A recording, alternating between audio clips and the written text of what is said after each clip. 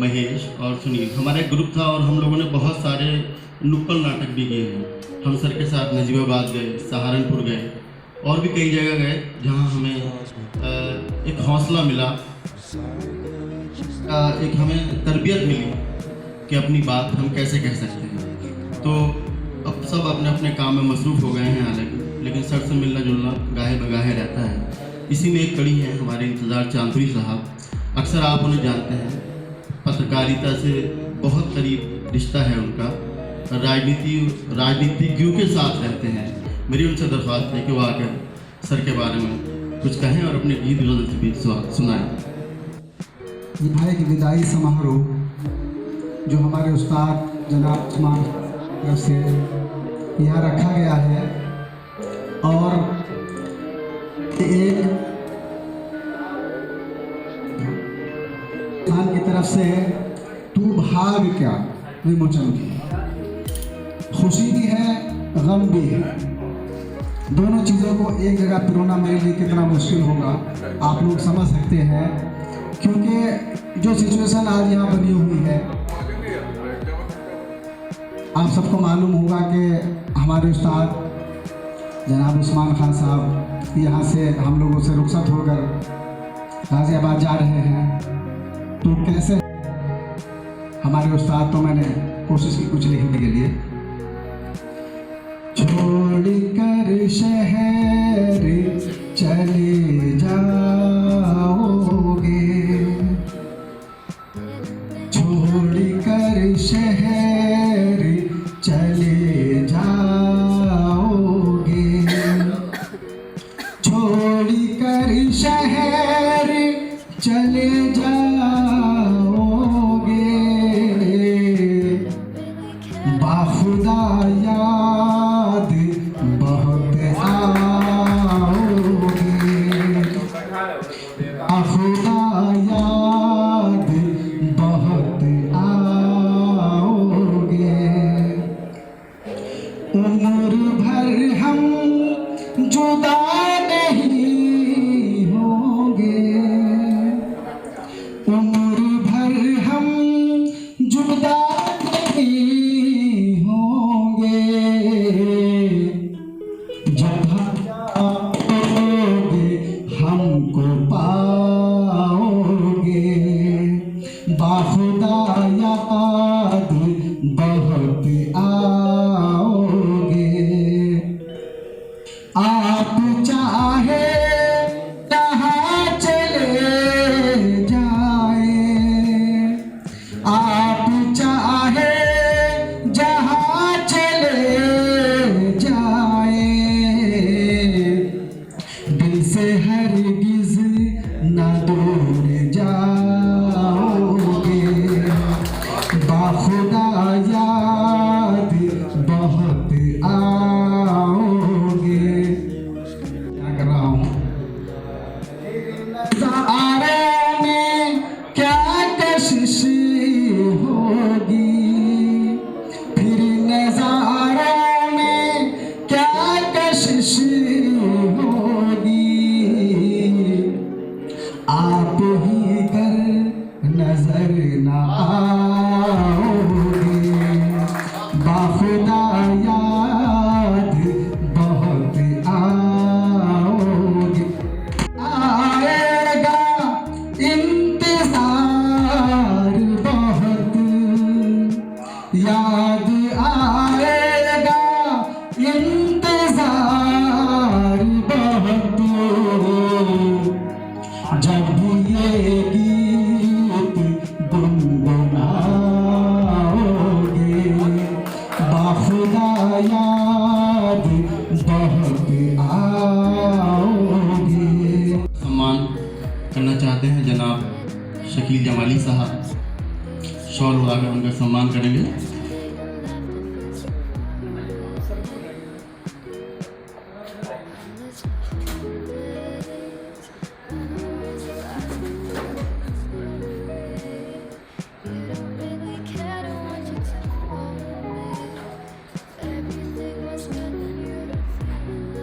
कर जा रहे हैं, मैं बात करूंगा अपने मौके पे।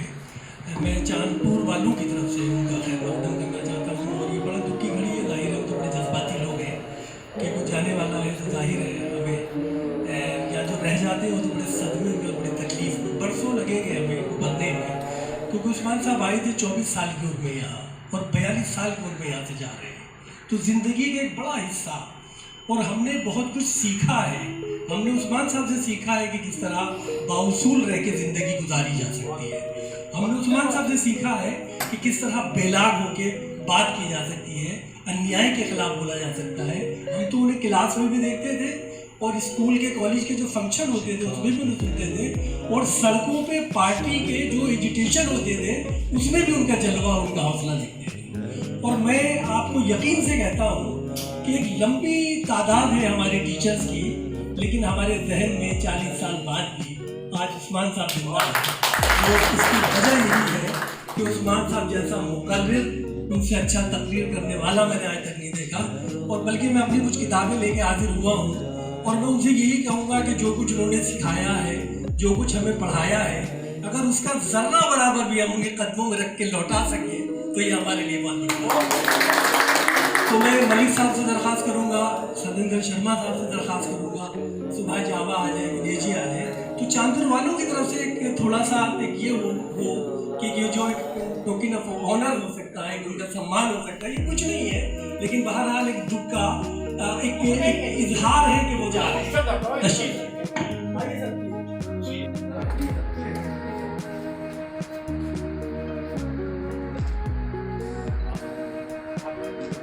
सभी आएंगे।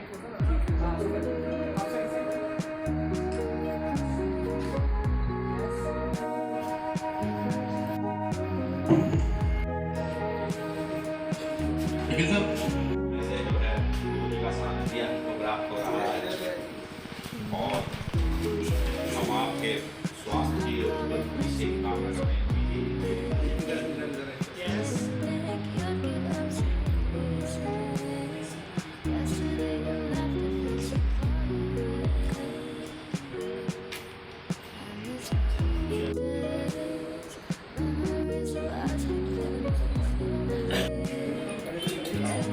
किताब का विमोचन है बहुत जल्द। ये किताब आप लोगों के हमारे चांदपुर का नाम यूं ही रोशन करती रहे। इस कारवां के साथ गुजारे हैं जो यहाँ बैठा हुआ है, कुछ किसी वजह से नहीं आ सके, उन लोगों के साथ मुझे बड़ी खुशी हो रही है कि आज मैं इनके बीच यहाँ आ सका और इन्होंने मुझे इतना सम्मान दिया। ये सब इनके प्यार और मोहब्बत की बात है। और जाने का दुख इसलिए भी है कि अब इतना ये कंपनी ज़रा कम मिला करेगी, हालांकि इनके सुख दुख में और ये मेरे सुख दुख में आते रहेंगे, ऐसा मुझे उम्मीद है। मैं वहाँ भी ऐसे ही मजमा इकट्ठा करूँगा अपने इस कारवां का। मैं इनका साथ कभी नहीं छोड़ सकता। मैं चांदपुर में 24 साल का आया था और आज 82 साल का हूँ। ये सारी ज़िंदगी मेरी एक 24 साल का तो एक स्टूडेंट होता है, पढ़ के कॉलेज से सीधा चलाया था। सारी ज़िंदगी मेरी यही है। मैंने तो अपने साथियों से ये भी कहा, जो एक मेरे साथी हैं, कि मेरी मौत के बाद मुझे चांदपुर में ही दफनाया जाए। मैं ये चाहता हूँ, चांदपुर से मुझे इतना लगाव है, ज़िंदगी मेरी यही गुजरी है, मेरा सारा काम ही यही है। मेरे पढ़े हुए स्टूडेंट जने कहाँ हैं। जब एक बार मेरे पास फ़ोन आ रहे थे कि हमें मालूम हुआ आपका ऑपरेशन होगा, तो ये इतना फैला हुआ है। मेरे पढ़े हुए लड़के स्टूडेंट जो आज यहाँ भी हैं, उनमें से एक जज हैं कोई है और एक जज जबलपुर में है। ये 2 जज तो ये बन गए। इसके अलावा जहाँ भी मैं दिल्ली में कभी जाता हूँ तो कोई बड़े अफसर हैं, कोई कुछ है, कोई कुछ है। बहुत से लोग तो मुझे बैंक में मिल जाते हैं, मेरे पैर छूते हैं, उनके दांत भी नहीं हैं और वो कह रहे हैं मैं आपका स्टूडेंट सन 72 में था और आप मेरे मैं इंग्लिश में बहुत कमज़ोर था, तो आपने कहा था कि तू पास नहीं हो सकता। मैंने भी ज़िद कर ली, गंगाराम उसका नाम था और अकौंदे के पास कोई गाँव उसको वहाँ का रहने वाला था, तो वो मैं भी पास होकर दिखाऊंगा। उसने बहुत मेहनत की और वो पास हो गया। उसके बाद उसने मुझे कार्ड दिखाया, कहता है कि मैंने कार्ड दिखाया तो आपने मुझे गले लगा लिया कि वाकई तुमने बड़ी मेहनत की। मैं गोले बना दिया करता था। ये गोले एक बार इत्तेफाक से ऐसा भी हुआ कि एक साहब की शादी थी, तो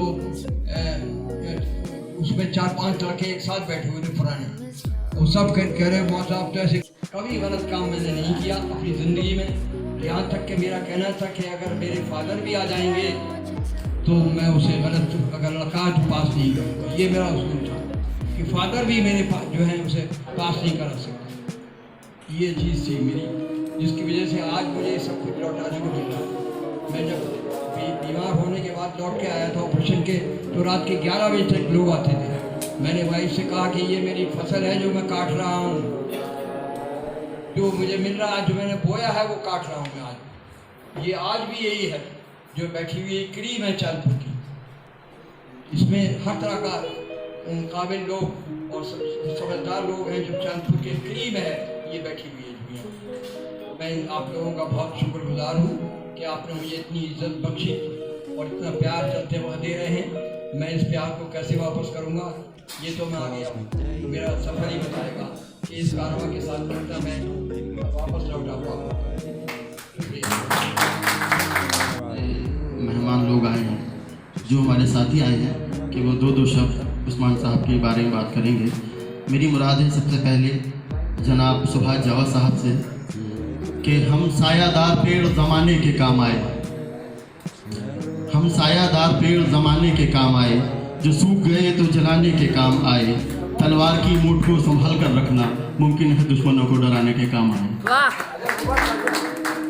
भी हूँ, वो जो घर का मेंबर होता है वो अक्सर मतलब बोकस होता है, ये भी हो जाता है। लेकिन फिर भी जो दोस्त थे दिल्ली से और चांदपुर से जो बात होती थी फैज़ी के बारे में कि फैज़ी बहुत अच्छी कहानियाँ लिख रही है और यूट्यूब चैनल पे उनकी अक्सर आती रहती हैं, तो कुछ सारांश कुछ बातें वो दोस्त बताते रहते थे। दोस्तों, हमारे चारों तरफ कहानियाँ बिखरी हुई हैं। कहानीकार उनमें से कहानी उठाता है और अपनी कलम के माध्यम से आप तक पहुंचाता है। लेकिन जहाँ तक मैंने फैज़ी खान के बारे में सुना है, फैज़ी खान कहानियाँ नहीं उठाती, अपने आसपास परिस्थितियों के शिकार, व्यवस्था के शिकार चरित्र उठाती है, कैरेक्टर उठाती है और उसको कहानी का रूप देती है। क्यों बेटे, मैं सही कह रहा हूँ? मुझे ऐसा लगा, और ये अपने आप में एक फन है और एक कला है जिसमें वो पूरी तरह से कामयाब है अपना मैसेज देने में। और आगे भी हम उम्मीद करते हैं कि वो जो गुड सिटीजनशिप के लिए कहानियों में अपने चरित्र का निर्माण करती हैं, चरित्र के माध्यम से कुछ कहना चाहती हैं। आज की बहुत सख्त ज़रूरत है हमें ऐसे वातावरण में कि हम अच्छी नागरिकता के लिए कुछ काम करते रहें। तो हमारी शुभकामनाएं उनके साथ हैं और कभी मौका मिलेगा तो कहानियों पर भी बात होगी पढ़ने के बाद। और दूसरा, एक विदाई समारोह भी है, तो मैं तो रहेगा कि वो जाने की तैयारी में है, जबकि हम नहीं चाहते थे कि वो चांदपुर छोड़कर जाए। अब परिस्थिति होती हैं, हालात होती हैं, मजबूरियां होती हैं, उनमें फैसला लेना वही जानता है जो फैसला लेता है। लेकिन यहाँ हम 2-3 लड़के थे, सन 1970 की बात बता रहा हूँ मैं, जब मैं हाई स्कूल में था शायद, तो पहला पीरियड उनका मिला इत्तेफाक से, जो नए नए यहाँ आए थे। तो लगा कुछ वैसे ही होता ना, एक इम्प्रेशन कि हाँ कुछ बंदा कुछ है, क्योंकि एक जो जज्बात होते हैं, एक इंसानियत पसंद, एक नैतिक मूल्यों की जो बात होती है, वो उसमें वो 70 में हमने महसूस की थी कि ये कुछ है, कुछ देना चाहते हैं, वास्तव में कुछ देना चाहते हैं और दिया भी हो। हम 2-3 लड़के थे, खास तौर से एक तो शाम मुझे बहुत याद आते हैं। चांदपुर छोड़कर तो कई घर बदले, कभी इस मोहल्ले में कभी उस मोहल्ले में, तो हम दोनों ही उनके घर की देखभाल किया करते थे, चाबी हमारे पास ही रहती थी। और सैद्धांतिक आदमी, हमने भी व्यवस्था के शिकार तो हम भी हैं, प्रोफेशन ऐसा है कि कहीं ना कहीं समझौते करने पड़ते हैं, लेकिन वास्तव में अगर सिद्धांत है कोई नैतिक दृष्टिकोण से, तो वो उस्मान साहब से ही हमने सीखा है। और हमें गर्व है उन पर कि हम उनके बताए रास्ते पर चले, वरना तो हालात कुछ भी हो सकते थे, कैसे भी हो सकते थे। और जहाँ तक सिद्धांत की बात है, मुझे आज भी याद है कि अभी उन्होंने जिक्र किया कि किसी इंग्लिश तुम नहीं कर सकते हो, इंटर में पास नहीं कर सकते हो, तो मेरे साथ भी यही हुआ कि तुम 11वीं में हमने पास इंग्लिश थी, तो ये बोलेंगे यार तुम्हारे तो नंबर ही बेकार आ रहे हैं, तुम अगर इंटर पास तुम्हें पहले ही साल पास करना है, हो जब पास कर लोगे तो नहीं कर सकते हो। अब वास्तव में सही था। अब मेरी काफ़ी हमें 2 सब्जेक्ट पढ़ाते थे, हिस्ट्री भी और इंग्लिश भी। अब हिस्ट्री के में जब मैं लिखता था तो मेरे 10 में 8-8 नंबर 7-7 नंबर देते थे। 10 में 8-8 नंबर बड़े मुश्किल से मिलते हैं किसी को, और मुझे मिलते थे। और इंग्लिश में हालत ये थी कि मतलब हम तो घर के लोग थे ना, हम तो सोचते थे कि जैसे टीचर की सब्जी लाते हैं तो वो पास अपना ऐसे कर देता होगा, हम एक बार 2 बार जब देखो जब भी फेल हो, यार टेस्ट में फेल, हाफरली में फेल, इसमें फेल, उसमें फेल, ग्रेस से पास हो गए जैसे तैसे करके। तो अब मेरी हिस्ट्री की भी काफ़ी कोटेशन पढ़ाते थे, जो मैं कोटेशन लिखता था हिस्ट्री में, तो वो भी पढ़ के सुनाते थे पूरी क्लास को कि देखो ऐसे लिखते हैं। और जब जलील करते थे तो इस तरह से भी करते थे जैसे मैं बता रहा हूँ, और मुझे बाकी गर्व है, मुझे अच्छा लगता है। एक सेंटेंस था, वो था ना कि एक वो एंड्रोक्रीज वाली, कि वो हाँ वो कांटा निकालता है एंड्रोक्लीज शेर के पंजे से जी। अब टूटी इंग्लिश थी, कमजोर इंग्लिश थी, जिसकी बच्चे ने 6ठे क्लास में इंग्लिश ABCD सीखी, उसकी क्या इंग्लिश होगी। वो कांटा कैसे निकला मैं बताता हूँ। अब मुझे गुलाम की तो गुलाम ने कांटा निकाला, ये गुलाम की तो मुझे पता थी कि स्लेव कहते हैं, अब कांटा निकालने की नहीं पता थी, तो मैंने लिख दिया द स्लेव निकाल दैट कांटा। तो भाई ने अपना वो जलील करा वो अच्छी तरह। और मैंने अपने में इस बात को बाकायदा कोई शर्मिंदगी नहीं होती, मैं गर्व से सुनाता हूँ कि देखो टीचर हो तो ऐसा हो, जो थपथपा भी रहा है और डांट भी रहा है। आप एग्जाम कमेटी जो होती है उसके भी इंचार्ज रहते थे, तो माँ जब इनको बनाया गया तो पहली शर्त उस्मान साहब की ये रहती थी कि देखिए एग्जाम के बाद, काफी जांचने के बाद, एग्जाम होने के बाद कोई कानून नहीं बनेगा। मैं एग्जाम मेरा वो इंचार्ज हूँ इसका, तो कानून पहले बनेंगे, चेहरे देखकर कोई कानून नहीं बनेगा। जो भी पास होना है, कितने में पास होना है, ग्रेस मिलनी है, कितने में मिलनी है, पकड़ा जाना तो छूटना नहीं छूटना, ये सब पहले तय होगा। ये नहीं कि इसका लड़का है, उनका लड़का है, मैनेजर साहब का है, उसका है, लेक्चरर का है, टीचर का है, तो उसके साथ वही नहीं, जो भी कुछ सबके साथ एक सा सलूक होगा। तो ये ऐसे सिद्धांत हमारे संस्कारों में अगर हैं तो हम भला ये कहाँ से कहाँ, ये हमारी वो है खुशकिस्मती कि उनके बच्चिंदों में चले, उनके बताए रास्ते पर चले, और हम भी दूसरों को समझाते हैं। मैंने भी फिर एमएम इंटर कॉलेज में ही पढ़ाया, गांधी इंटर कॉलेज में ही पढ़ाया। पहले मलिक साहब चंदक में थे, अब चांदपुर में है। अब उस्मान साहब पहले चांदपुर में थे, अब वहाँ है। जहाँ तक सवाल उस्मान साहब की शख्सियत का है, जिस चीज को कई सौ साल पहले मार्क्स ने लिखा, दबले दबे कुचले सर्वहारा, और जो सामाजिक व्यवस्थाएं हैं, जो आर्थिक गैप है, जो आर्थिक है, उसके खिलाफ उन्होंने अपनी सारी जिंदगी टीचर होते हुए लगाई। और साथ साथ में मैडम बैठी हुई हैं, हमारी सिस्टर हैं, कि महिलाओं के लिए पता नहीं कितने गांव में कहाँ गई, कितने सारे संगठन बनाए, और उनके अधिकार बिना किसी पद के एंटी सरकार होते हुए सरकार ने तो कभी भी विचार को स्वीकार नहीं किया। अपने में लोग गुम रहते हैं। ऐसी जगह आप जा रहे हैं तो परेशान जब हुआ करें तो चांदपुर वालों को याद कर लिया कीजिएगा, और आपका गम, आपकी पीड़ा, आपका दर्द, आपकी तकलीफ सब दूर हो जाएगी। मैं अपनी अंतिम बात कहता हूँ कि अपने अभिशापित जीवन से वरदान तुम्हें दे सकता हूँ। तुम आओ कभी मेहमान बन, मुस्कान तुम्हें दे सकता हूँ। 2 लाइनें और कहना चाहता हूँ कि आने पाया सदन तक तुम्हारे, आने पाया सदन तक तुम्हारे, तुम मृदुल प्यास अपनी उम्र में डुबोकर तुम्हें भेज दूंगा।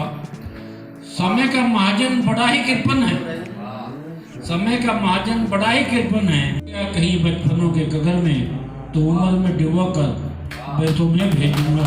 धन्यवाद। लेकिन विदाई नहीं, ये ट्रांसफर है। मैं बार बार कह रहा हूँ, तो विदाई का कुछ और अर्थ हो जाता है कभी कभी। उस्मान साहब को हम विदा करना ही नहीं चाहते, इसीलिए विदाई सबसे पहले उनको बचपन से चाची कहता आया हूँ, क्योंकि उस्मान साहब का एक बहुत अच्छा और पुराना संबंध मेरे पिताजी के साथ रहा।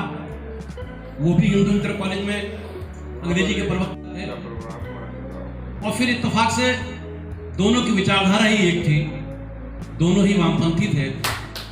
और लंबा समय मैंने इनको देखा कि हफ्ते में 3 दिन 4 दिन शाम को उस्मान साहब आते थे, बैठते थे, या वो उनके घर जाते थे।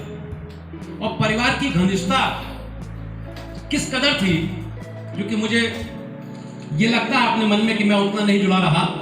उसका कारण भी एक रहा कि मैं अपनी उस पीढ़ी का आदमी हूँ जब पहले माता पिता से सामने बच्चे कम बोलते थे। गांव में भी मेरे पिता अगर बैठक पर होते तो मैं घर होता था, वो घर होते तो मैं बैठक पर होता था। उस वक्त की जनता भी कैसी थी, उन्होंने वो चीज भी दिखाई, और वो सब कुछ मैंने अंडरलाइन करके लिखा। जिंदगी में 60 नंबर मेरे कभी नहीं आए, लेकिन उस विषय में मेरे 60 नंबर जो कुछ वो बताया गया था रात का ताजा ताजा था, वो सुबह सुबह मैंने लिख दिया। और उसमें तो ये अध्यापक के रूप में अगर देखता हूँ, उससे पहले छात्र में कि जब एमए कॉलेज में परीक्षा देने जाते थे तो वहाँ एक रॉब छात्रों पर रहता था। एचआईसी का सेंटर एमएम में, रेवम का एचआईसी में।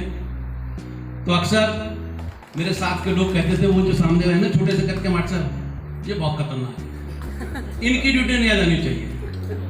और मन ही मन में कहता था कि ये जिसको कह रहे हैं वो तो मैं चाचा ही कहता हूँ, उन्हें क्यों नहीं आ जानी चाहिए कि गर्दन नहीं हिलने देते, गर्दन नहीं हिलने देते। और एक आध बार तो ऐसे भी था, रोज के इंसान में नजर इस बात पर रहती थी पर उस्मान साहब की ड्यूटी से ना आ जाएगी।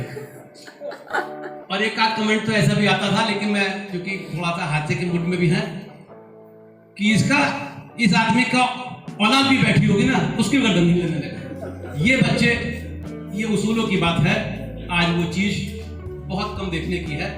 आज के जिस परिवेश में हम रहते हैं, उस परिवेश में उन उसूलों को सुनना, पढ़ना, उसको, ये जो कार्यक्रम है वो यहाँ से दूर जा रहे हैं। अपनी बेटी वहाँ रहती हैं गाजियाबाद में।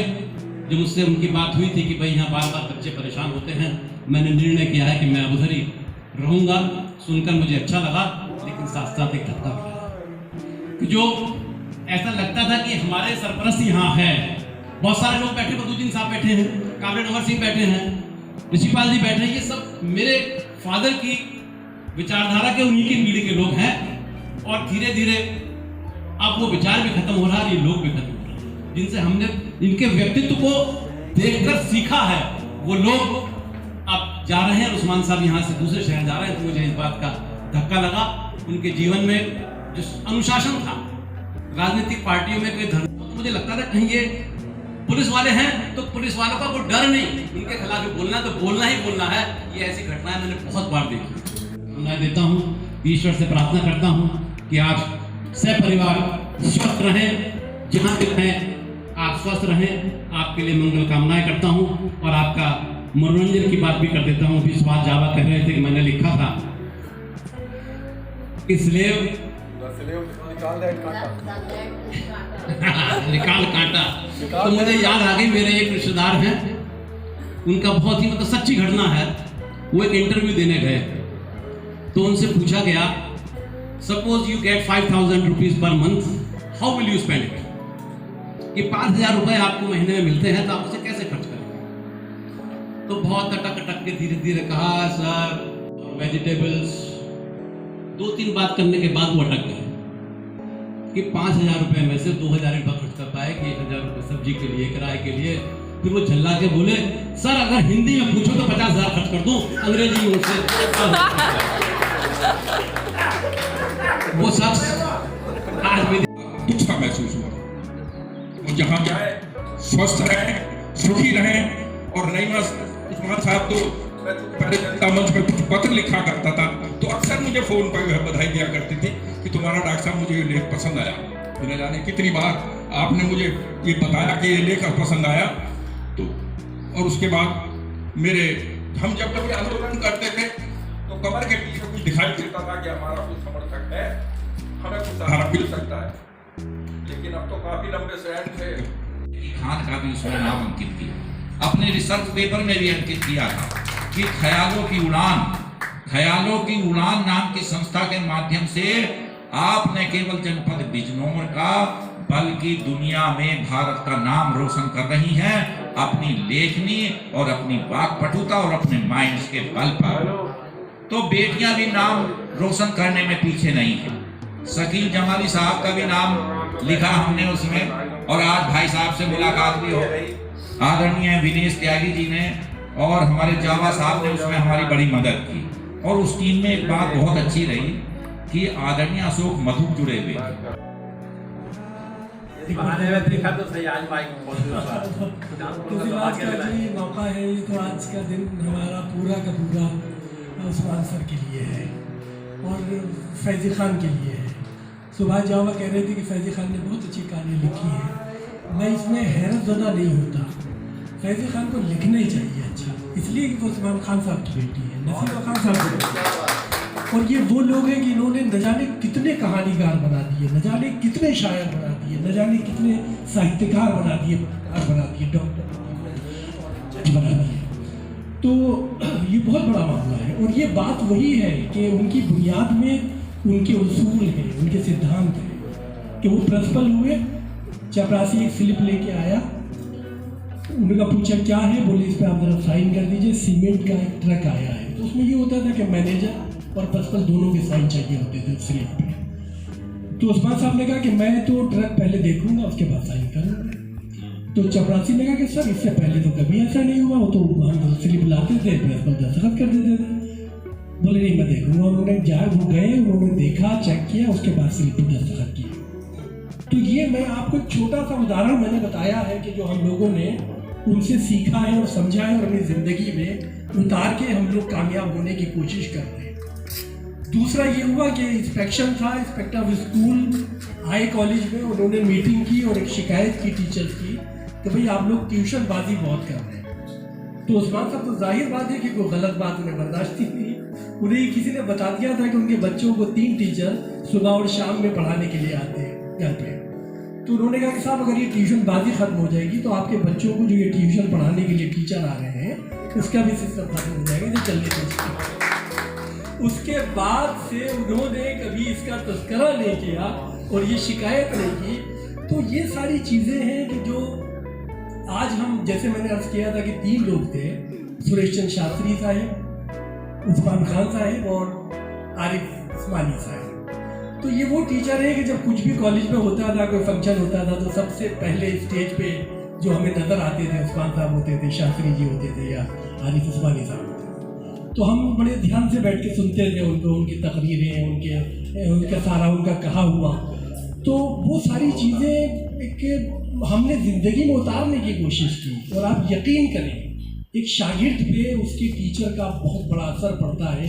ये बात आज आके हमें एहसास हुआ कि हम ये जो कुछ कर रहे हैं, ये उसका जो स्रोत है, उसका जो सिलसिला है, उसकी जड़ें वहीं से मिली हुई है जहाँ उस्मान साहब। तो ये बहुत बड़ी बात होती है। तो मैं तो साहब जाहिर है, देखिए ये मेरे लिए तो मैं बड़ा जज्बाती आदमी हूँ, बहुत जल्दी दुखी हो जाता हूँ। जिस दिन से मुझे पता चला था कि वो जा रहे हैं, मैंने बहुत समझाने की कोशिश की, लेकिन मामला दूसरा था। वो कहने लगे कि अगर ज़रा सी भी तबीयत ख़राब होती है तो मुझे बच्चों के पास भागना पड़ता है।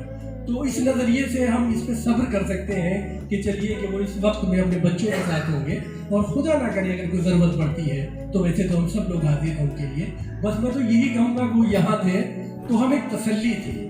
जिस बज़्म में सागर हो न साकी हो न खूम हो, खूम भट्टी जिसमें शराब बनाई जाती है, जिस बज़्म में साकी हो न सागर हो न खूम हो, हमको ये तसल्ली थी कि उस बज़्म में तुम हो। अगर तसल्ली करके आप जा रहे हैं, इस बात का मुझे दुख रहेगा, लेकिन आप जहाँ रहें खुश रहें और इसी तरह स्वस्थ रहें, सेहतमंद रहें, यही हमारी दुआ है आपके साथ। बहुत रहा सन 76 से उन्हीं के द्वारा जो कार्यक्रम, क्योंकि मैं तो कम्युनिस्ट पार्टी का साथी रहा हूँ, शुरू से कार्यकर्ता रहा हूँ। जब कुछ अच्छे विषयों को अच्छा समझा जाए और उसका अध्ययन करके उसको महसूस करें, कहीं नहीं मिलेगा। परिणाम ये हुआ कि हाई स्कूल में हम प्रथम श्रेणी के छात्र थे, हालांकि इंटर में भी प्रथम श्रेणी के छात्र रहे, लेकिन सर के खुद के सब्जेक्ट में हमारे नंबर घट गए। कारण बताए क्यों? कारण ये रहा कि अंग्रेजी के सर प्रवक्ता हैं और अच्छे, मतलब बहुत बढ़िया, शायद कोई आसपास ना हो, लेकिन उसके जो पीछे, इसके जो हटके जो सर के विचार थे, वो मुझे अंदर तक हिला कर रख गए और विचारों का दूर कर दिया है। अब दोबारा से आप इस संस्कार को हमारे अंदर ला नहीं सकते। करप्शन से लड़ने की ताकत वहीं से आ गई। अभी हम आपसे बता दें कि हम बहुत छोटी सी जॉब करते हैं, परिसर विद्यालय के शिक्षक हैं, और सर के संस्कार, सर का दिया हुआ ज्ञान हमारे साथ चलता है और जिले में हमारे विद्यालय का नाम लिया जाता है गर्व से। हमारी मंडली थी, सर के साथ काम किया। सर बहुत ऊर्जावान थे, बहुत ज्यादा। लाइफ में कभी कोई दिन ऐसा रहा हो कि जिस दिन सर ने काम न किया हो। बुखार, बीमार होते हुए सर पढ़ाते थे। उसी का रिजल्ट ये रहा कि हम भी, हमारे जीवन में कोई ऐसा दिन नहीं रहा जिस दिन हम स्कूल से हमने बंक किया या किसी कोई पीरियड छोड़ा। हम बुखार में भी क्लास में बैठे थे। क्यों? क्योंकि सर ने हमें बताया था, मुझे जीवन में ऐसा कोई दिन याद नहीं जिस दिन मैंने स्कूल छोड़ा। देखिए जूते भी बड़ों के,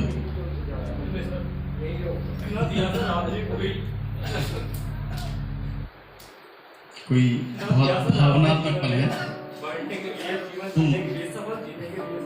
बिल्कुल फिक्र ना करो, हम वहीं जाया करेंगे सर से मिलने, बिल्कुल परेशान मत हो। सर ट्रांसफर हो रहे हैं।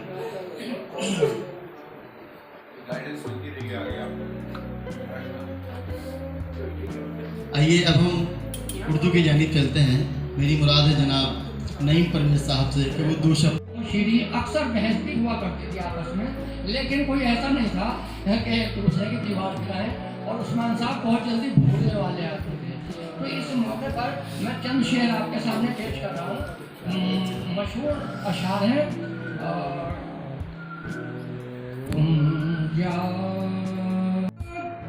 तुम्हारी न जाएगी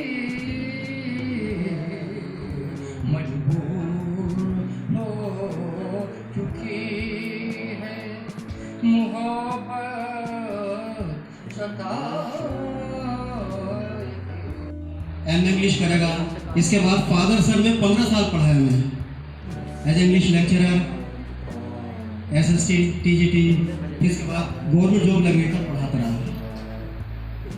चौथर में प्रदर्शन कराया था हमने, और लखनऊ तक की हमारी ये बड़ी बात। ये परिवार एक तरह से संघर्ष का परिवार है, और इसीलिए आप सब लोग उतना प्यार करते हैं, और आपने सबने जो भी अपनी भावना यहाँ जाहिर की है, इसी नतीजा है। संघर्ष से जुड़े हुए लोग हैं। ये बिटिया बैठी है हमारी। तितली प्यार हो तुम, कुदरत के अनमोल खजाने का जिंदा शाहकार हो तुम। कुदरत के अनमोल खजाने का जिंदा शाहकार हो तुम। देख के तुमको इन आंखों में ठंडक सी पड़ जाती है, तब से रेगिस्तान में जैसे सावन की बौछार होती है। बहुत बहुत शुक्रिया ते प्यारे तारुफ के लिए। तो कहानीकार रहे जिंदगी के कि जैसे अभी मैं कहानीकार हूँ, मैं देश विदेश में जाके बदलाव की कहानियाँ सुनाती हूँ, लोगों के अंदर की जो आग है जो कहीं दब गई है, तो मेरा पूरा दिल यही रहता है कि वो उस आग को मैं निकालूं। तो मेरा योगदान मतलब सबसे ज़्यादा योगदान अगर किसी का रहा है, मैं थोड़ी जज्बाती हूँ, कई बार मैं रो भी चुकी हूँ, तो थोड़ा आवाज़ को थोड़ा आप अवॉइड करें। पापा और मम्मा का रहा, सबसे पहली कहानीकार मेरी मम्मी रही। उन्होंने बचपन से मुझे कहानियाँ सुनाई, वो भले ही चुन्नी मुन्नी की कहानियाँ हों, और फिर जब मैं बड़ी हुई तो हमारे पापा ने हमें कहानियाँ सुनाई, और मैंने कहानी भी जो है ना बारबी और एक बहुत खूबसूरत लड़की थी और वो महल में गई और वो कुछ राजकुमार आया, और ऐसी कोई कहानी नहीं सुनी है। मैंने बुकर टी वॉशिंगटन की जद्दोजहद की कहानी सुनी है, और इसका जो है पूरा क्रेडिट मेरे पापा को जाता है, मेरे वालिद साहब, और मम्मी पापा दोनों को जाता है। बुकर टी वॉशिंगटन की कहानी मैंने पापा से सुनी है, मम्मा से जो है और संघर्ष की कहानियाँ सुनी है। तो ये दो कहानीकार मेरी ज़िंदगी में रहे जिन्होंने मुझे तराशा है, इसकी वजह से मैं कहानीकार बन पाई हूँ। बहुत बहुत शुक्रिया दोनों का। मुझे याद है कि जब हम बात करते हैं कि घर में आपको क्या क्या सिखाया जाता है, जब मैं घर से बाहर निकली हूँ तब मुझे पता चला कि पैट्रियार्की होती क्या है, क्योंकि मैंने घर में जो है बराबरी का माहौल देखा, मम्मा पापा को सारा काम साथ में करते हुए देखा, तो मुझे बाहर जाके पता चला कि पैट्रियार्की क्या होती है। फेमिनिज्म मैंने बाहर जाके पढ़ा। सबसे पहले फेमिनिज्म जो है मुझे मेरी मम्मा ने सिखाया, क्योंकि उन्होंने ये बताया कि लड़कियां जब खुद कमाएंगी, अपने पैरों पे खड़ी होंगी, तभी समाज बदलेगा। तो सबसे पहले फेमिनिज्म की टीचर अगर कोई रही है, मेरी मम्मा रही है। और जब मैं पापा की बात कहूँ तो मैं इतनी चिपक रही हूँ ना, मैं बिल्कुल पापा की चिपक थी। मुझे सब कुछ ना जिंदगी में पापा जैसे ही करना था, और उसके बाद मैंने अपनी ज़िंदगी ऐसी ही तराशी कि मैंने गूगल छोड़ा है। गूगल लोगों की ड्रीम जॉब होती है, ड्रीम जॉब। वहाँ पे मुझे ऐसे लगा कि जो मैं समाज में सुधार लाना चाहती हूँ वो कॉर्पोरेट के ज़रिए हो नहीं पा रहा है, उसके अलावा कुछ करना होगा। और फिर आप अपने बचपन में जाते हैं कि एटलीस्ट मुझे आता क्या है। तो जब मैंने बचपन में देखा तो वहाँ से सारे जवाब मिले। वहाँ पे एक सीन मेरे सामने आता था जिसमें लैंप की लाइट जल रही है, और मेरे पापा ना मुझे रात को कहानियाँ सुना रहे हैं, और बहुत क्रांतियों की कहानियाँ सुना रहे हैं। सोचिए बचपन में मैंने मर्चेंट ऑफ वेनिस पापा की जुबानी सुनी है, मैंने मैकबेथ पापा की जुबानी सुनी है, French revolution, Russian revolution, Cuban revolution, ये सब मैंने इनकी जुबानी सुना है। इस वजह से शायद आप मुझे ऐसे देख रहे हैं, आप मुझे कॉर्पोरेट के किसी केबिन में नहीं देख पा रहे हैं। और सबसे ज़्यादा इस वक्त चांदपुर का बहुत बहुत शुक्रिया मुझे तराशने में, क्योंकि जब मैं कहीं भी कहानी भी सुना रही होती हूँ या फिर कहानी कैसे लिखते हैं वो वर्कशॉप दे रही होती हूँ, तो उसमें ये मायने रखता है कि आपका जो किरदार है ना, आप जहाँ से आए हैं उस शहर, उस कस्बे का किरदार आपके अंदर मरते दम तक रहता है। तो वैसे ही चांदपुर का जो किरदार है वो मेरे दिल में मरते दम तक रहेगा। जब मैं चांदपुर के प्लेटफॉर्म पर आती हूँ तो मेरे आंखों में आंसू आ जाते हैं। एक तो होता है ना कि यहाँ पे आगे ना कुछ गलत नहीं होगा, सब सही हो जाएगा, लाइफ बिल्कुल सेट हो जाएगी। तो चांदपुर की मिट्टी में एक खुशबू है जो कहीं भी नहीं है। तो चांदपुर का किरदार मेरे दिल में हमेशा रहेगा। मैं साहिल लुधियानवी साहब की फैन हूँ, तो कि गम और खुशी का फर्क ना महसूस हो जहाँ, गम और खुशी का फर्क ना महसूस हो जहाँ, मैं जिंदगी को उस मुकाम पे लाता चला गया, मैं जिंदगी का साथ निभाता चला गया, मैं जिंदगी का साथ निभाता चला गया।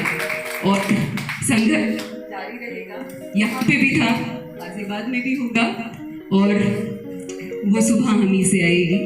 संघर्ष जारी रहे, इनकलाब जिंदाबाद। बहुत बहुत शुक्रिया आप सबकी मोहब्बत का और हमें आगे बढ़ाने का। आपकी मोहब्बत हमेशा दिल में रहेगी।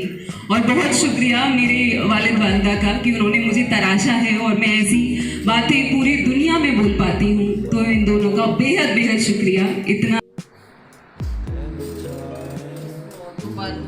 इस मौके पर सबने बहुत कुछ बोल दिया है, सभी कुछ कह दिया है, ऐसा लगा कुछ कहने के लिए है ही नहीं, सब कुछ कह चुके हैं। लेकिन फिर भी मैं सबसे पहले तो तमाम मुअज़्ज़िज़ लोगों का मैं शुक्रिया अदा करना चाहूँगी कि इतना वक्त दिया आए, उसकी मैं शुक्रगुजार हूँ। और जो विदाई समारोह की बात है वो मलिक साहब ने तो उसका रुख ही बदल दिया कि वो हम कह ही नहीं सकते कि विदाई समारोह। ये बहुत अच्छा है कि अगर कह के भी इंसान को बहुत महसूस होता है कि ये सब क्या हो रहा है, कैसे जाएंगे, कैसे रहेंगे, आप लोगों को कैसे छोड़ेंगे। है तो तकलीफ दे बात कि आज तक हम आप सबके साथ हमेशा से दुख में, सुख में, संघर्षों में, सभी कामों में साथ रहते थे और आज हम जा रहे हैं आप सबको छोड़ के। इसमें तकलीफ की बात है।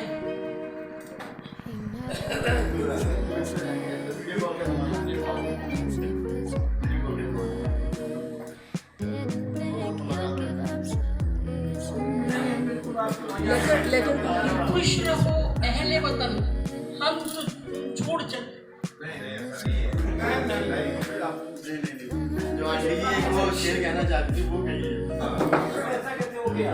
आज ये शेर है। आप कैसे बता रहे हो? वो कह रही हूँ। मिलने जुलने का सलीका है जरूरी, मिलने जुलने का सलीका है जरूरी, वरना चंद मुलाकातों में आदमी मर जाता है। ये साहब का शेर है।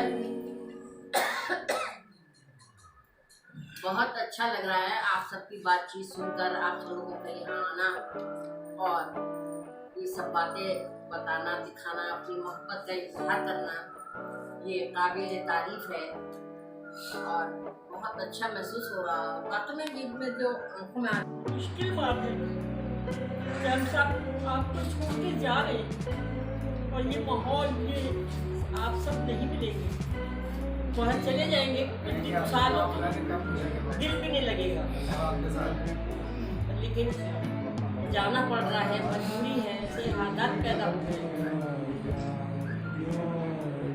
मैं इन्हीं शब्दों के साथ ज़्यादा कुछ नहीं कहूँगी। धन्यवाद करना चाहती हूँ, शुक्रिया अदा करना चाहती हूँ। भूल नहीं सकता, इसके सहारे मैं अब 100 साल जीने की तमन्ना करूँगा। मुझे बड़ा अच्छा लग रहा है ये चांदपुर की क्रीम बैठी है इस वक्त यहाँ पर, वो क्रीम मेरे साथ है और मेरा हौसला बढ़ा रही है चांदपुर को भी खुशियों में रखती है। मैं वहाँ भी संघर्षशील रहूँ और इसी तरह से मेरे साथ चलता हूँ। मैं मौका वहाँ भी निकालूंगा कि इस क्रीम को, इस कारवाने सफ़र को वहाँ भी बुलाऊँ किसी मौके पर। शुक्रिया आप लोगों का सबका कि आपने अपना कीमती वक्त दिया और इस प्रोग्राम को कामयाब